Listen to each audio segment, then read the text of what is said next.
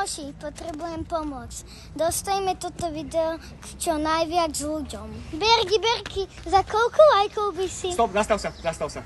Absolútne vôbec ma nezaujíma, kto si, čo si, ani za koľko lajkov nepoješ nikam do podcastu, nebudem urobiť s tebou video, rodičia sa ťa majú lepšie starať, nemáš chodiť za ľuďmi, pýtať si pozornosť a lajky, máš sa ísť hrať na ihrisko, lebo si malé decko proste, chápeš? Neuznávam tieto veci. Dobre, nejaký Oskar tu spravil trend, že za koľko lajkov, serem ti to. Takže, nezoberiem ti do podcastu, lebo nemám podcast. Nerobím s tebou žiadne video, pretože nejsem ochotný sa zapodievať nejakým malým deckom. Stop, už si skončil.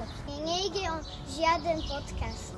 Za 10 000 lajkov tam mi to odovzdá 1000 eur do rodiniek, čo majú autistické detičky. V tom prípade, ak tam bude 20 000 lajkov, tak aj Bergis dá do toho ďalších 1000 eur.